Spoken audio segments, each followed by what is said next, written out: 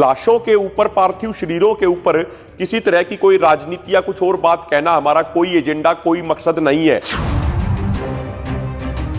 आशीष मिश्रा, जिसके खिलाफ धारा 302 और अन्य संगीन धाराओं के तहत मुकदमा दर्ज है, उसको जल्द से जल्द गिरफ्तार करके सलाखों के पीछे भेजा जाए।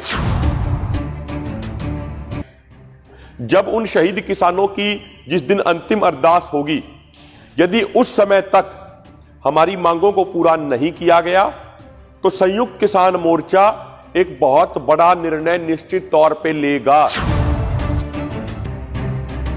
और यह सरकार हमारी किसी भी बात को यदि हल्के में लेने की गलती करेगी तो उसका खामियाजा मोदी सरकार और योगी सरकार को भुगतना पड़ेगा। सभी भाइयों को हाथ जोड़ के नमस्कार, सत श्री अकाल, सलाम, जय जवान जय किसान। साथियों, 3 दिन पहले लखीमपुर खीरी में बीजेपी के गुंडों द्वारा किसानों का नरसंहार किया गया था और उसके बारे में हम कुछ विशेष बातें आपके साथ साझा करना चाहते हैं। संयुक्त किसान मोर्चा एक बात स्पष्ट कर देना चाहता है कि संयुक्त किसान मोर्चा और यूपी सरकार का कोई समझौता नहीं हुआ है। ये कुछ बीजेपी के लोग, उनकी आईटी सेल गलत तरह की चीजें फैला रही है, गलत दुष्प्रचार कर रही है। जो प्रशासन के साथ, सरकार के साथ वहां पे संयुक्त किसान मोर्चा के किसान नेताओं ने बातचीत की थी, वो बातचीत सिर्फ इतनी थी कि जो किसान भाई हमारे शहीद हुए हैं उनका अंतिम संस्कार किया जा सके, क्योंकि हम लोग पार्थिव शरीरों की बेअदबी नहीं चाहते थे। हम लोग कोई राजनीतिक व्यक्ति नहीं है। लाशों के ऊपर, पार्थिव शरीरों के ऊपर किसी तरह की कोई राजनीति या कुछ और बात कहना हमारा कोई एजेंडा, कोई मकसद नहीं है। वहां पे जो बातचीत हुई थी, जो एक न्यूनतम, जो एक समझौते की बात हुई थी, वो सिर्फ इतने तक थी कि उन 4 शहीद किसानों का, उनके पार्थिव शरीरों का अंतिम संस्कार किया जा सके। हमारी मांग अभी भी वही है कि केंद्रीय गृह राज्य मंत्री अजय मिश्रा को बर्खास्त किया जाए। उनके बेटे आशीष मिश्रा, जिसके खिलाफ धारा 302 और अन्य संगीन धाराओं के तहत मुकदमा दर्ज है, उसको जल्द से जल्द गिरफ्तार करके सलाखों के पीछे भेजा जाए। जब उन शहीद किसानों की जिस दिन अंतिम अरदास होगी, यदि उस समय तक हमारी मांगों को पूरा नहीं किया गया तो संयुक्त किसान मोर्चा एक बहुत बड़ा निर्णय निश्चित तौर पे लेगा। ये बात हम स्पष्ट कर देना चाहते हैं। ये चेतावनी सरकार को सीधे सीधे हम देना चाहते हैं और ये सरकार हमारी किसी भी बात को यदि हल्के में लेने की गलती करेगी तो उसका खामियाजा मोदी सरकार और योगी सरकार को भुगतना पड़ेगा। और दूसरी बात, कई जगह से ये बात मालूम पड़ी कि हमारे ही किसान नेता जो उस पूरे हमले में, उस नरसंहार में बहुत गंभीर रूप से घायल हो गए थे, आदरणीय तेजेंद्र सिंह विर्क जी, जिनका अभी गुड़गांव के मेदांता हॉस्पिटल में इलाज चल रहा है, उन्हीं के खिलाफ एफआईआर दर्ज कर दी गई। जबकि वीडियो में यह साफ तौर पे दिख रहा है कि किस तरीके से पीछे से एक गाड़ी आती है, थार गाड़ी आती है, तेजेंद्र विर्क आगे चल रहे थे और पीछे से वो गाड़ी उनको रौंदते हुए चली जाती है। तो ये एक बहुत भद्दा मजाक किया है वहां की सरकार ने। ये तो वही बात होगी कि उल्टा चोर कोतवाल को डांटे। जिस किसान को, जिन किसानों को कुचला गया, उन्हीं किसानों के ऊपर एफआईआर दर्ज की जा रही है। और जो लोग गाड़ी में बैठे थे, जो लोग कुछ दिन पहले किसानों को खुलेआम धमकी दे रहे थे, उनको धमका रहे थे, जिन बीजेपी के गुंडों ने किसानों को कुचल दिया, वो सरेआम बाहर आजाद घूम रहे हैं। उन पे कोई कार्रवाई नहीं हो रही, लेकिन किसानों को, उनके ऊपर एफआईआर दर्ज हो रही है।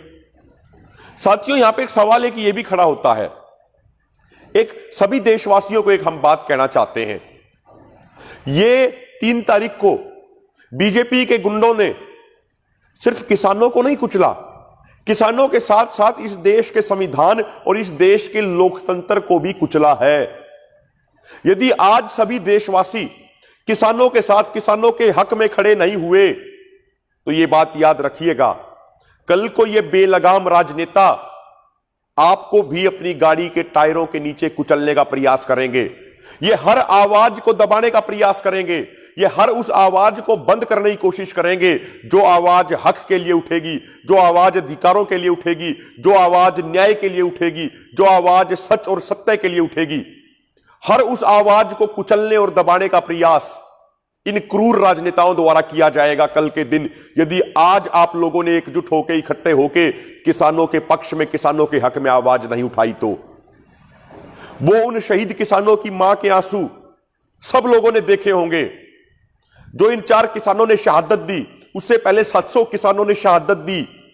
वो शहादत इसलिए दी ताकि हमारे देश की आगे आने वाली पीढ़ी का भविष्य सुरक्षित रह सके, हमारी आगे आने वाली पीढ़ी आजाद मुल्क, आजाद भारत में सांस ले सके, हम लोग आर्थिक गुलामी, राजनीतिक गुलामी से बचे रहें। इसीलिए इन किसानों ने शहादत दी है। और मैं पूरे देशवासियों को यह विश्वास दिलाना चाहता हूं, बहुत सारे दोस्तों के, बहुत सारे साथियों के सवाल आए जो हमारे साथी हैं कि संयुक्त किसान मोर्चा इस घटना पे क्या कर रहा है, संयुक्त किसान मोर्चा कोई कदम क्यों नहीं उठा रहा, ये सवाल आए। मैं आपको यह विश्वास दिलाता हूं, संयुक्त किसान मोर्चा एक जिम्मेदार संगठन होने के नाते बहुत गंभीरता से इन सब चीजों पे विचार कर रहा है, सब चीजों पे चर्चा कर रहा है। और आपके विश्वास को हम टूटने नहीं देंगे। जो भारत के करोड़ों लोगों का विश्वास संयुक्त किसान मोर्चा पे है, वो विश्वास हम टूटने नहीं देंगे। संयुक्त किसान मोर्चा ये आपसे वादा करता है कि यदि उन शहीद किसानों की अंतिम अरदास तक हमारी मांगे पूरी नहीं की गई, यदि केंद्रीय गृह राज्य मंत्री को बर्खास्त नहीं किया गया, यदि आशीष मिश्रा की गिरफ्तारी नहीं हुई, तो संयुक्त किसान मोर्चा कोई ऐसा बड़ा कार्यक्रम देगा कि योगी और मोदी सरकार के पैरों के नीचे की जमीन खिसक जाएगी।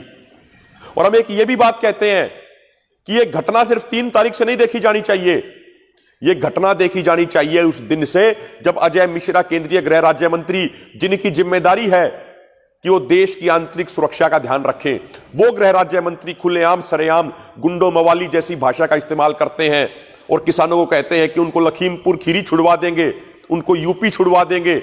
जो ये बात कहते हैं, यदि उस समय मोदी सरकार ने, प्रधानमंत्री ने, गृह मंत्री ने अपने गृह राज्य मंत्री की उस बात का संज्ञान लेके उन पे कार्रवाई की होती, तो शायद ये 3 तारीख वाला नरसंहार नहीं हुआ होता। लेकिन मोदी सरकार ऊपर से लेके नीचे तक सोती रही, और हम तो कहेंगे ना सिर्फ सोती रही, बल्कि केंद्रीय गृह राज्य मंत्री की गुंडों जैसे कामों का साथ दे रही है लगातार। तो इसके लिए पूरी सरकार जिम्मेदार है। उसी दिन हरियाणा के मुख्यमंत्री संवैधानिक पद पे बैठे हुए मनोहर लाल खट्टर कहते हैं कि लठे तैयार करो, लाठियां उठाओ। तो क्या ये एक मुख्यमंत्री की भाषा है? क्या वो मर्यादित भाषा बोल रहे हैं?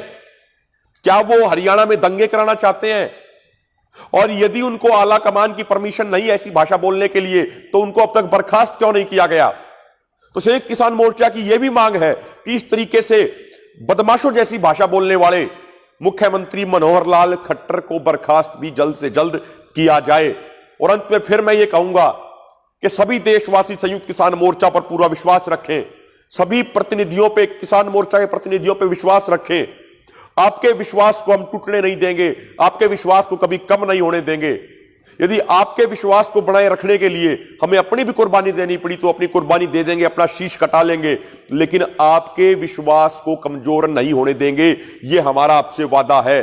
बस आप संयम रखिए, आप धैर्य रखिए। जो कुछ बीजेपी की आईटी सेल जो गलत चीजें फैला रही है, किसानों के अंदर भ्रम पैदा करने के लिए, उन चीजों से बचिए। संयुक्त किसान मोर्चा आपसे वादा करता है कि आपके विश्वास को हमेशा हम बना के रखेंगे। बहुत बहुत धन्यवाद।